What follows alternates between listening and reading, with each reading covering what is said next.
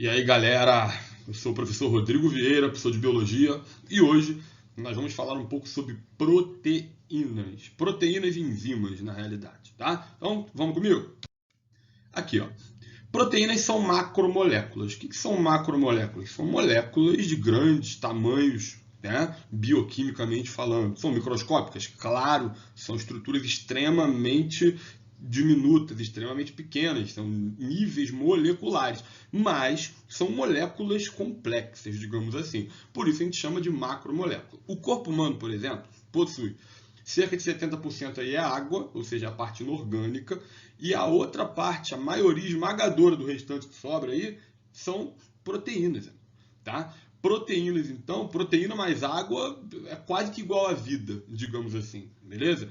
Ou seja, proteína é, sem dúvida nenhuma, a biomolécula mais importante do planeta, tá? Então eu coloco ali, ó, que eles são polímeros, porque são formados por várias pequenas estruturas de natureza orgânica e que são quimicamente ativos na célula. Ou seja, se a célula fosse uma empresa, as proteínas seriam os operários e as organelas, que nós vamos ver aí depois, seriam as máquinas, beleza? Então quem está operando tudo aquilo ali seriam as proteínas, beleza? A macromolécula de hoje, proteína, é o que a gente vai estudar. Show de bola? Então vamos lá.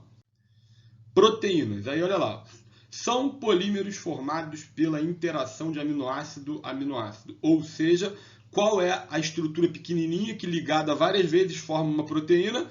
Aminoácido. Rodrigo, o que é aminoácido? Vamos ver o que é aminoácido já já, beleza? Mas aminoácido é a estrutura, é a unidade básica que forma proteína. Assim como uma parede é formada por um monte de tijolos, a proteína é formada por um monte de aminoácidos, beleza?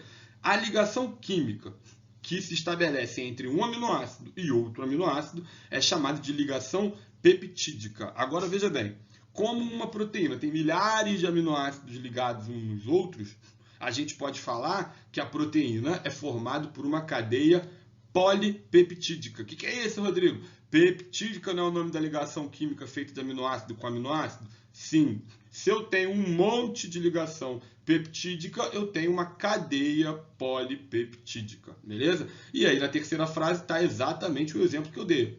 As proteínas funcionam nas células como as operárias de uma indústria, sendo responsáveis pelas mais diversas funções celulares. Beleza? Até aí? Show de bola? Então, vamos lá. Aqui eu estou mostrando para vocês a estrutura básica do aminoácido, ou seja, o que todo aminoácido tem que ter. A estrutura fundamental é essa aí. Vou marcar com a caneta aqui para vocês, tá? Então vamos colocar vamos ver uma cor verde, tá aqui. Primeiro, nós temos dois carbonos aqui, ó, contando aqui da direita para a esquerda, tem esse carbono, beleza? Este primeiro carbono aqui, ele está fazendo uma dupla ligação com o oxigênio de um lado e com a hidroxila do outro. Essa estrutura aqui, este grupo funcional, vocês vão ver, tá? Que é o grupo ácido carboxílico. A química vai ensinar isso aí para vocês. Então eu tenho um ácido, beleza? De um lado do aminoácido. E lá do outro lado, no outro carbono, eu tenho um nitrogênio ligado a dois hidrogênios, um H2N aqui, beleza? Ou seja, em um carbono eu tenho essa estrutura que eu chamo de grupo carboxílico, ácido carboxílico, que é um ácido. Do outro lado eu tenho essa estrutura que é um grupo chamado de amina. Opa, aí agora começa a fazer sentido o nome aminoácido. É um grupo amina ligado a um grupo ácido. Beleza até aí? Qual é o ácido, Rodrigo? Ácido carboxílico, é esse C-OH aqui embaixo. Ué, Rodrigo, mas só tem um tipo de aminoácido? Não, existem vários aminoácidos, pelo menos 20 conhecidos, 21 aí, que fazem parte dos seres vivos no planeta, tá bom? E o que muda um aminoácido do outro? O que vai estar pendurado aqui no meio, ó, que a gente chama de cadeia lateral, beleza? Ou seja, os aminoácidos se diferenciam uns dos outros pela parte que está pendurada aqui, por essa sequência. Agora, todos eles têm pelo menos essa estrutura aqui, ó, que é um grupamento amina ligado a um grupamento ácido carboxílico. Beleza? Show de bola? Então, vamos que vamos. Então, ó, olha aqui comigo. Vou mostrar para vocês aqui a ligação peptídica. Vamos dar uma reconhecida nas moléculas aqui. Vamos pegar aqui a caneta, pegar a caneta verde de novo. Não, vai pegar a vermelha. Pegar a vermelha e vamos dar uma olhadinha aqui. Olha só. Aqui nós temos um aminoácido. Então, esse cara é um aminoácido. Rodrigo, por que isso aqui é um aminoácido? Vamos reconhecer as estruturas? Olha aqui o ácido carboxílico. Tá vendo?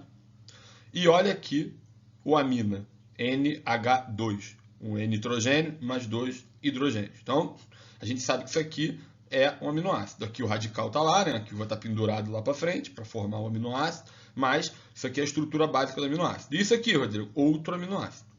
Você vê que ele repete as mesmas estruturas. Então, ó, aminoácido mais aminoácido é ligado através da ligação peptídica, que nós já vimos. Ácido carboxílico de um aminoácido, amina do outro aminoácido. Beleza? Olha essa ligação acontecendo aqui, representado por essa linhazinha verde lá. Olha lá. O ácido carboxílico, ele perde a hidroxila. Ou seja, ele perde este OH. Ou seja, esse OH aqui, ó, ele sai. E o amina do outro aminoácido, né, o radical amina aqui, ó, esse grupo funcional, a amina, ele perde um hidrogênio.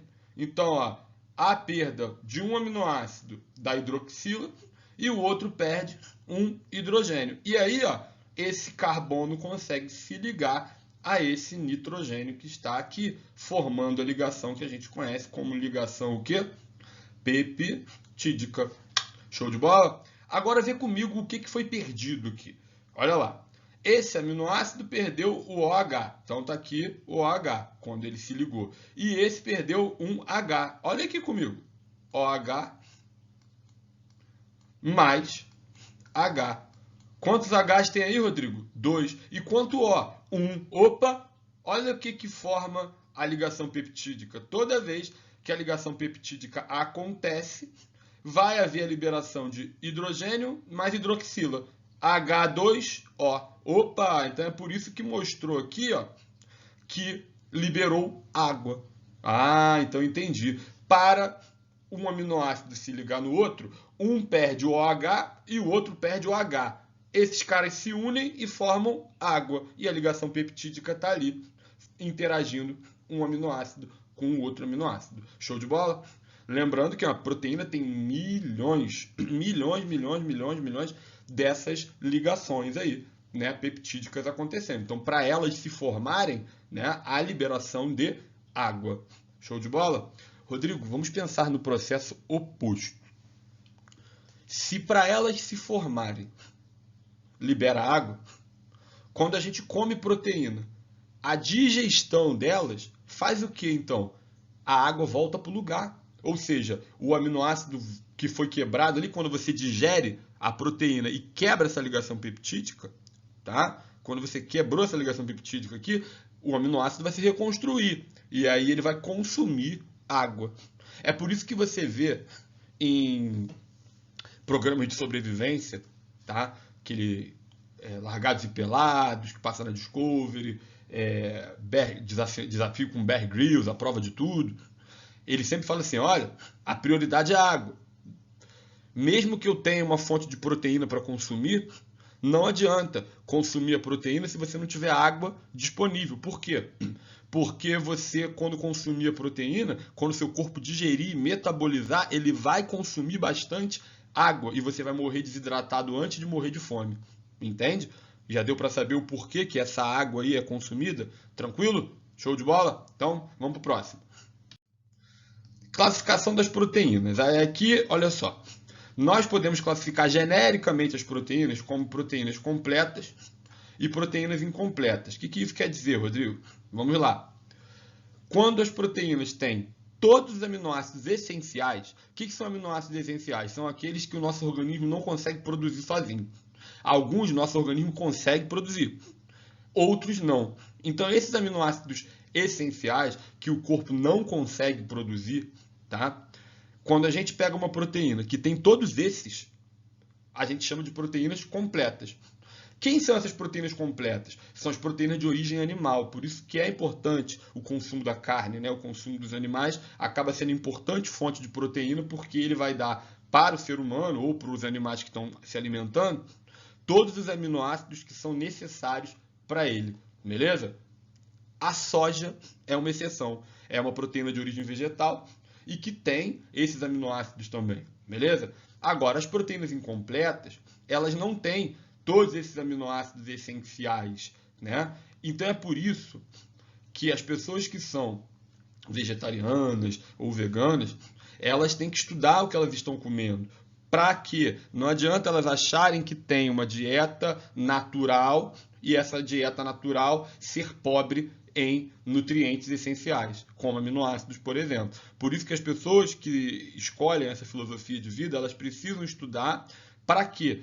Para que o prato delas, para que a dieta delas seja variada, ou seja, tenha vários tipos de vegetais diferentes, para que ela consiga combinar todos os aminoácidos que são essenciais para ela. Senão ela só vai estar comendo verde, só vai estar comendo vegetal e vai ficar subnutrida no que diz respeito a proteínas principalmente, beleza? Por isso que quando você vê alguns pratos de alguns vegetarianos, eles são todos coloridos. Tem vegetais de cores extremamente diferentes. Por quê? Cores diferentes indica proteínas diferentes, que vai indicar aminoácidos diferentes. Então, um aminoácido que está faltando lá na cenoura, quem sabe a beterraba tem. Um aminoácido que está faltando lá na beterraba, quem sabe o brócolis tem. E aí, conforme você ingere tudo isso, você acaba ingerindo todos os aminoácidos. Então não tem problema nenhum, né? Ser vegetariano, ser vegano, com consciência biológica daquilo que você está se alimentando. Beleza? Show de bola? Vamos lá. Aqui nós estamos falando das estruturas das proteínas, as estruturas das proteínas. Desde que elas vão se formando até a hora em que elas se tornam ativas. Então vê comigo aqui, ó. Aqui, nessa primeira foto, nós temos só as ligações peptídicas. Ou seja, um aminoácido ligado no outro, que é uma estrutura linear, né? Ou seja, um ligadinho no outro, ligado no outro, vai embora. Depois que isso daqui começa a se formar, você vê que a proteína começa a ganhar uma forma diferente, que é uma forma de alfa-hélice, porque esses aminoácidos começam a fazer interações entre eles, e a gente vai ver isso aqui na frente. Depois ela vai ficando meio que enovelada, até a última estrutura, chamada de quaternária, que ela é formada de vários novelos, né, que é a estrutura tridimensional dela ali, beleza? Então, vamos para o próximo aqui. Ó, a estrutura primária é isso aí. É a estrutura linear. O que tem na estrutura primária, Rodrigo? Só os aminoácidos. Ou seja, só a ligação peptídica de um aminoácido lá com o outro. Na realidade, o valor nutricional de uma proteína está ligado à estrutura primária dela. Por quê? Porque é a estrutura que está mostrando os aminoácidos. Quando a gente come uma proteína lá do bife da vaca, por exemplo, né? O que interessa? É a proteína lá no estádio quaternário dela? Não, a proteína no estado final era importante para quem? Para a vaca, coitada. Ela já morreu, perdeu lá o bife, né? Aquela proteína era importante para a vaca. Para nós, o que interessa? Os aminoácidos. Eu não quero proteína de vaca, eu quero os aminoácidos. Ou seja, quando a gente ingere a carne, o objetivo é digerir aquela proteína para liberar todos os aminoácidos que estão naquela carne lá para nós. E aí o nosso corpo vai combinar esses aminoácidos para formar uma proteína que é interessante para quem? Para mim. Beleza? A gente vai ver um pouquinho disso depois. Então a estrutura primária está ligada ao valor nutricional? Tá, por quê? Porque é nela que eu sei quais são os aminoácidos que estão ali. Beleza? Bom, a estrutura secundária, olha o que começa a acontecer, né? A estrutura primária começa a se dobrar em formato de alfa-hélice, né? Um formato bem parecido com a molécula do DNA, porque começa a aparecer pontes de hidrogênio, ou seja, outras interações começam a acontecer aqui, ó, aproximando um aminoácido do outro e vai acabar dobrando aquela estrutura linear que era a estrutura primária, tá bom?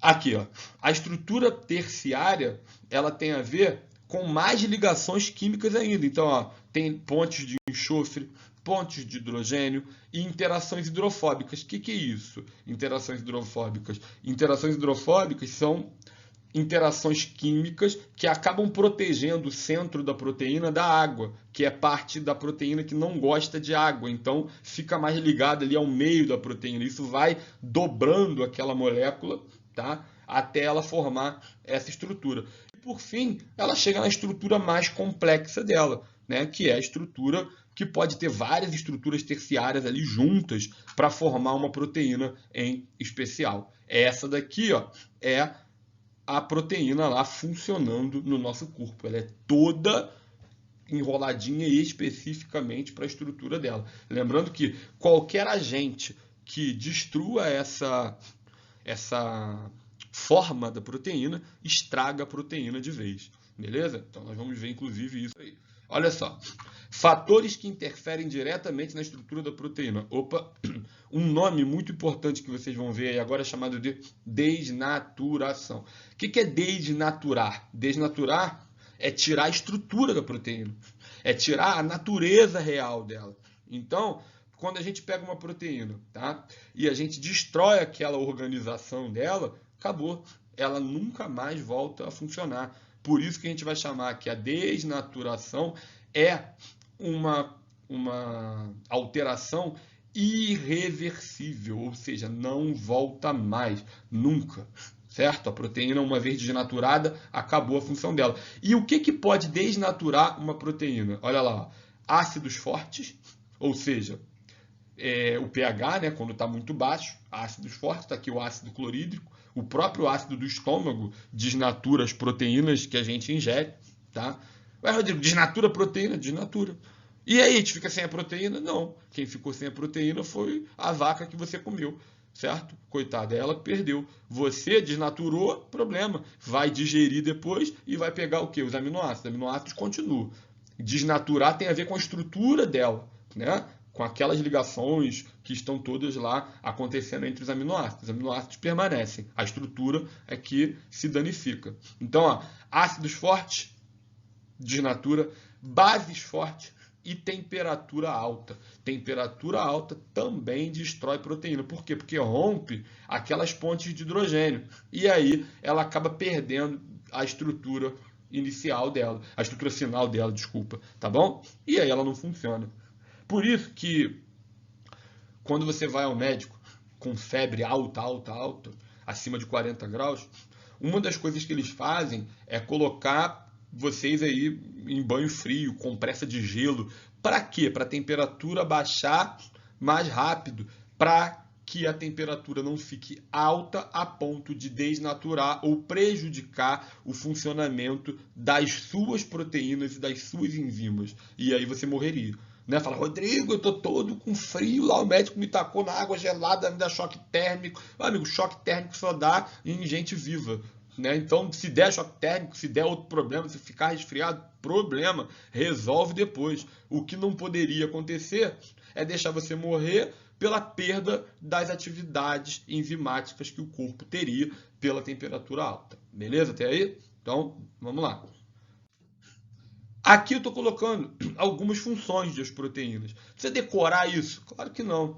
Mas você vai saber as múltiplas funções que elas têm. Então, por exemplo, nós temos proteínas que fazem defesa, chamado de imunoglobulina, proteína que fazem estrutura, está aqui, ó, queratina, cabelo e unha, pele, trocas gasosas, olha lá, ó, hemoglobina, transportar minerais, como ferro, a ferritina, colar lá uma célula na outra, fazer adesão celular, ó, caderina, selectina, construir o DNA, que são enzimas chamadas de polimerases, também são proteínas, beleza? Então tem várias funções que as proteínas desempenham, tá bom?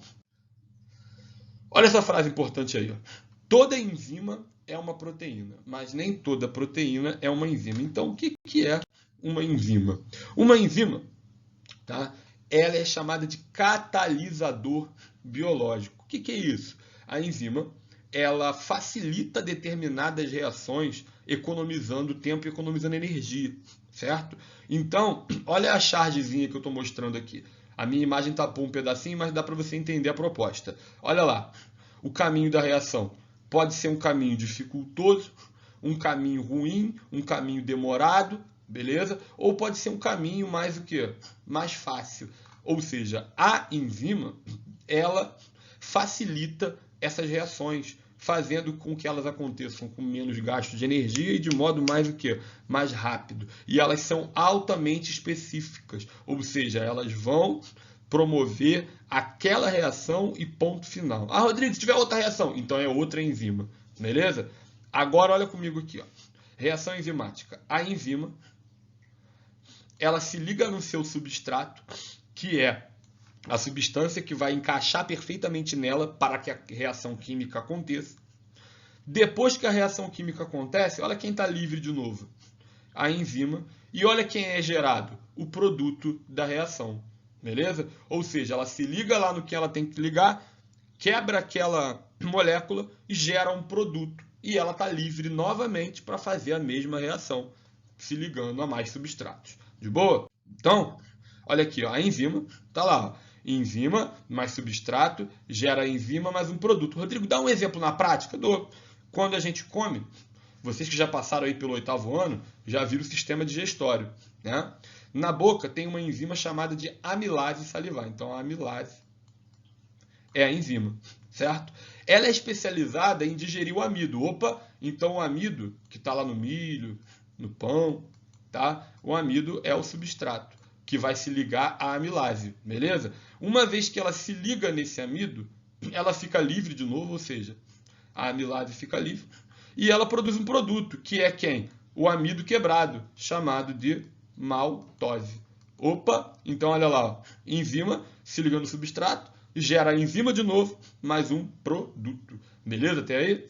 Então, quanto maior a quantidade de enzima, maior a velocidade das reações. Show de bola? Vamos mandar. Olha esse GIF aí. Ó. A enzima está em verde, o substrato está em vermelho. Olha lá o que vai acontecer. Você vai ver que a enzima ela vai se encaixar, aliás, o substrato se encaixa perfeitamente na enzima. E depois que acontece, olha o produto formado. Tá vendo? Essa reação está mostrando a especificidade das enzimas, ou seja, como que elas são específicas. Se esse encaixe não for perfeito, a reação simplesmente não acontece. Beleza? Até aí? Show de bola? No nosso exemplo, isso aqui seria a amilase. Aqui seria o amido, certo? E depois que acontece a ligação, cada pedacinho desse de 3 aqui, ó, tá vendo? Vamos lá, uma olhada. Cada pedacinho desse aqui, ó, é a maltose, beleza? E aí sim tem vários outros exemplos. De boa? Vamos lá. Aqui eu estou mostrando o seguinte, ó, a influência do pH na enzima. Olha lá, toda enzima possui um pH ótimo. O que é isso? É o pH, é o nível de acidez, né? O nível de acidez, basicidade do meio, em que a reação vai ser excelente. Então, por exemplo, aqui eu estou mostrando 3 enzimas diferentes. A pepsina, a tripsina e a fosfatase alcalina. Vamos pegar a tripsina que está aqui no meio. Olha só. Aqui, ó, na parte vertical, está mostrando o percentual de atividade enzimática. Ou seja, a velocidade vai aumentando conforme vamos indo para cima. Tá? E aqui embaixo, o pH. Vamos dar uma olhada na tripsina. Olha aqui a tripsina. O máximo dela está batendo aqui, ó. O máximo dela está batendo aqui em torno de 7. Tá vendo? Conforme vai vindo para cá, para a esquerda, o pH vai caindo, por exemplo, no pH 5, olha lá onde está a atividade. A atividade está aqui, ó, em 50%. No pH 7, olha onde está a atividade. Lá no 100%. Ou seja, você está vendo que a atividade da enzima, no caso da tripsina, ela é excelente nesse pH. Se eu aumentar o pH para cá ou diminuir para cá, a velocidade da reação cai.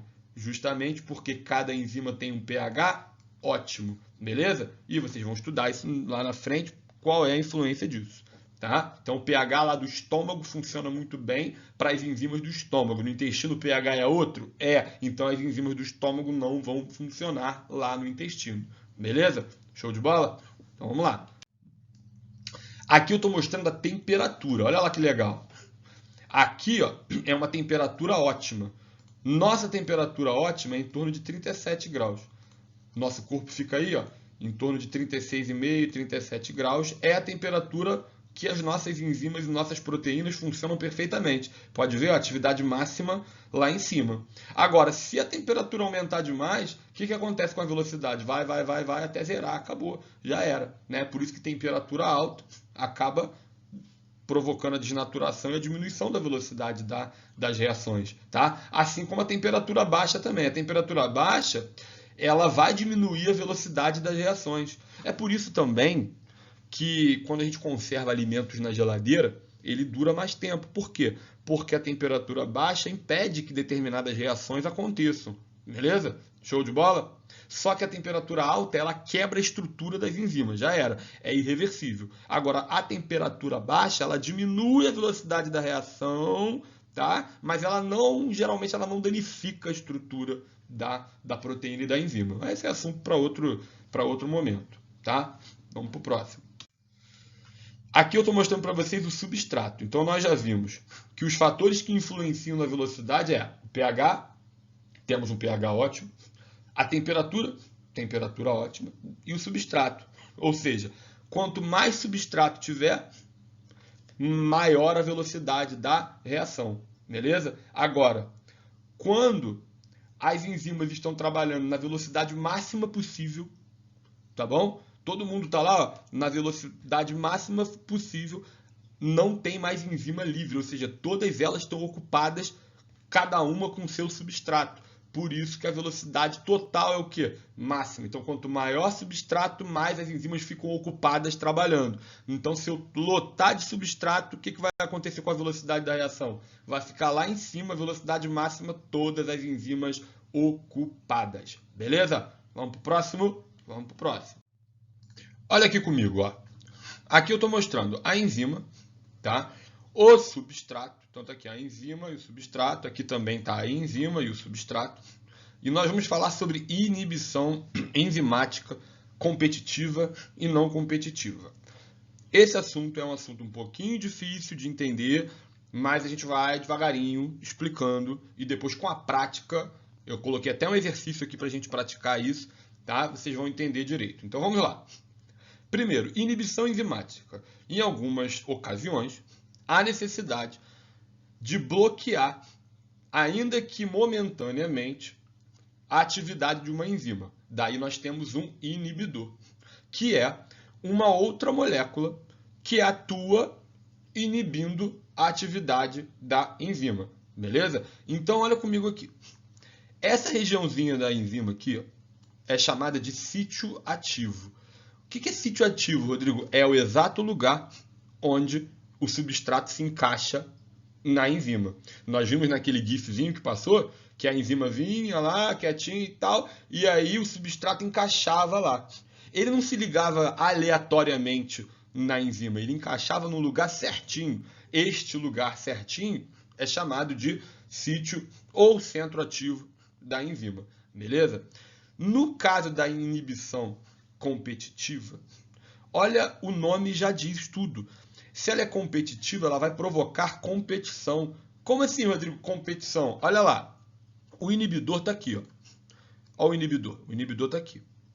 E onde que esse inibidor está ligado? Ele está ligado exatamente no sítio ativo da enzima. Exatamente no mesmo lugar que o substrato ia se ligar. Então fica um competindo com o outro pelo sítio ativo.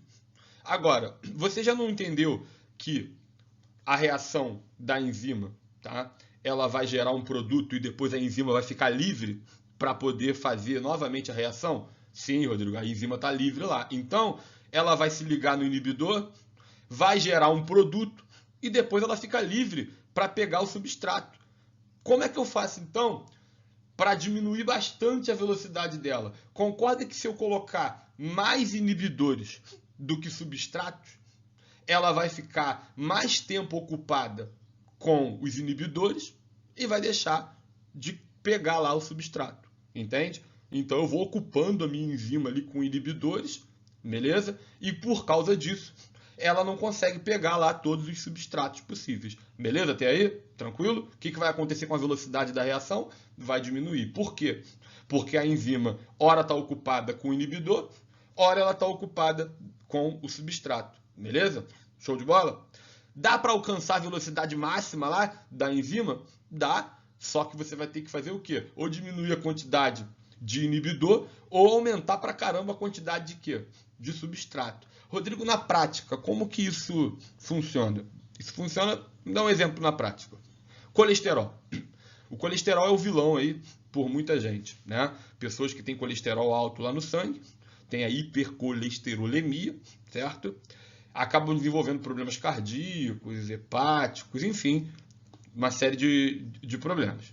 E o colesterol, pelo menos 75% do colesterol sanguíneo, ele é produzido pelo nosso próprio corpo. Ou seja, o nosso fígado acaba produzindo esse colesterol. Nessas pessoas que têm distúrbios, tá, do colesterol, é porque está tendo produção excessiva do colesterol no organismo dessas pessoas. E adivinha quem é que produz o colesterol? É uma enzima. Ou seja, um complexo de enzimas, na realidade, tá? Mas tem uma enzima aí chamada de HMG-CoA redutase, não precisa nem saber o nome dela, mas é uma enzima que está lá no fígado e que atua na participação da formação do colesterol. E aí vocês devem conhecer em casa, o pai de vocês, a avó, alguns que tomam remédio para poder ter menos colesterol no sangue, para diminuir o colesterol. E algumas dessas medicações usadas, elas são inibidores. O que vai acontecer? A droga lá, o medicamento, vai se ligar à enzima que iria fazer o colesterol. Então, enquanto a enzima está ocupada lá com o medicamento, ela deixa de se ligar no substrato para produzir colesterol. Entende? Ou seja, não produz tanto produto, que é o colesterol, e acaba diminuindo ali a quantidade de colesterol no sangue daquela pessoa. Entende? Rodrigo, o que vai acontecer se a pessoa parar de tomar o medicamento? A enzima vai ficar livre de novo, e aí vai começar a fazer o quê? A se ligar aos substratos e produzir o produto, que no caso é o colesterol. Tranquilo até aí? Então vamos lá. Se o inibidor estiver ligado no sítio ativo da enzima, ele é inibição competitiva. Beleza? Um inibidor competitivo. Show de bola? Beleza. Agora olha esse inibidor aqui.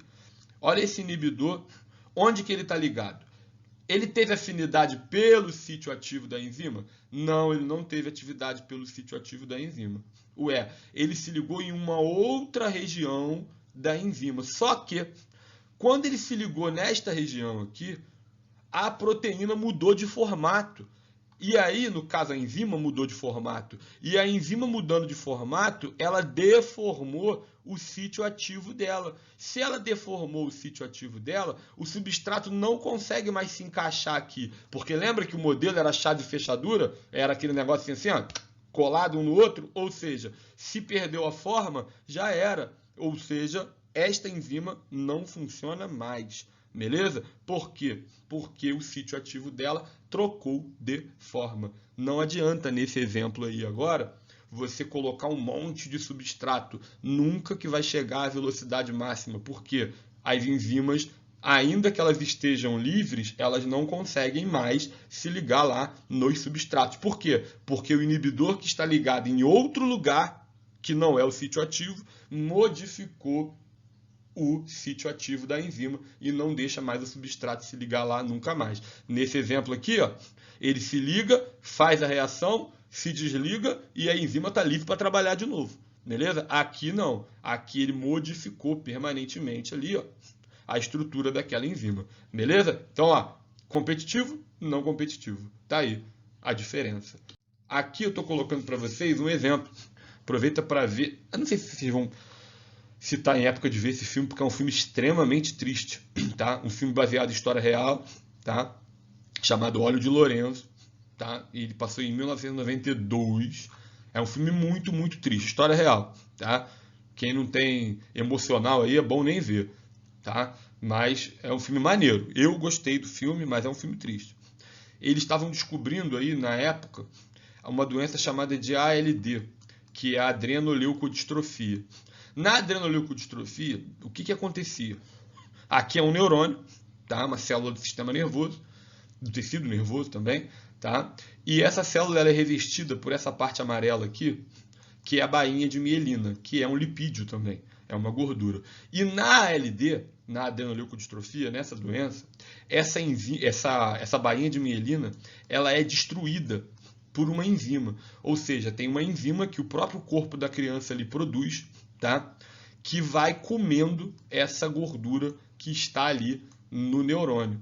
Tá? Na época do filme, não tinha interesse nenhum em se descobrir a cura, porque era muita gente, era muito poucas crianças, muito poucas pessoas que tinham essa doença, e a indústria farmacêutica não lucrava para investir em pesquisar a cura para essa doença aí, né? Então, essa mãe aqui do filme e o pai largam a vida deles para tentar estudar a bioquímica e descobrirem qual seria a possível cura para essa doença, já que a comunidade científica não estava dando importância. E eles descobriram uma possível cura para essa doença aí pelo princípio da inibição enzimática. Eles conseguiram produzir uma gordura, tá? Produzir uma gordura chamada de óleo de Lorenzo, por isso o nome do menino é Lorenzo. Então eles produziram uma gordura que, quando a criança tomava essa gordura, as enzimas iam lá digerir essa gordura, e o tempo em que elas estavam digerindo a gordura que o menino tomou, elas deixavam de digerir a gordura do neurônio da criança.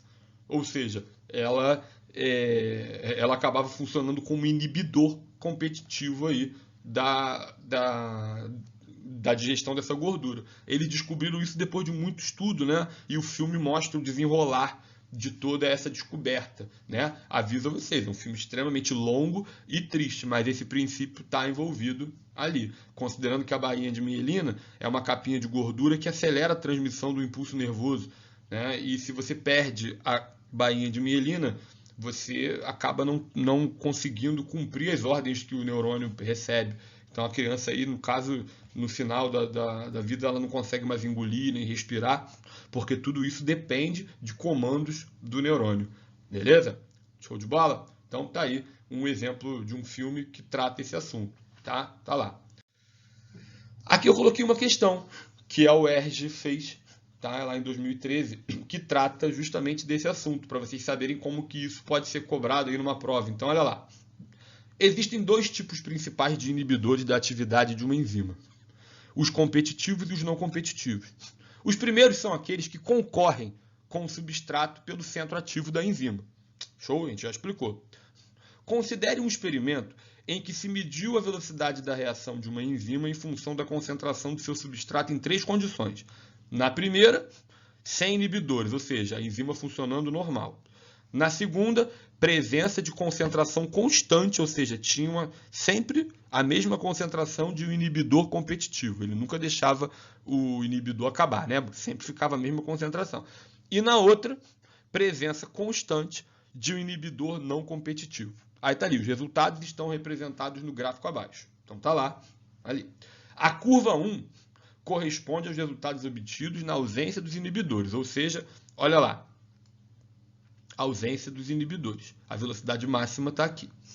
Aí ele quer saber o seguinte: as curvas que representam a resposta obtida na presença de um inibidor competitivo e na presença de um não competitivo estão respectivamente indicadas aonde? Então veja bem, a gente não falou que o inibidor competitivo ele compete pelo substrato, mas a enzima sempre fica livre para trabalhar de novo? Ou seja, uma hora ela vai conseguir encontrar aquele substrato lá, certo? Uma hora ela vai se ligar no substrato e vai fazer a reação. Ela só vai demorar mais o quê? Mais tempo, pelo tempo em que ela está ocupada com o inibidor. Isso está claro aonde? Em que curva? Olha lá.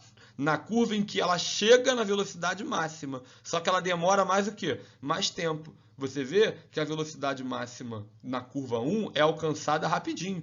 Na 2, ele chega na velocidade máxima, mas ele demora mais tempo para chegar lá. Por quê? Porque as enzimas estão ora ocupadas com o inibidor e ora com o substrato. Então ela chegou lá no final. Agora, olha a 3. Na 3, o máximo que ela consegue chegar é aqui. Por quê? Lembra que o inibidor, ele troca a forma da enzima e não deixa ela se ligar em substrato mais?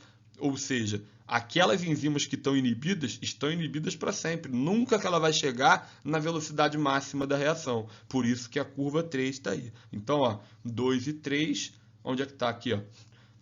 Competitivo e não competitivo. E letra B de bola. Tranquilo até aí? Espero que vocês tenham entendido. E vamos fazer agora atividades aí para poder fixar essa matéria. Galera, beijão a todos. Até a próxima.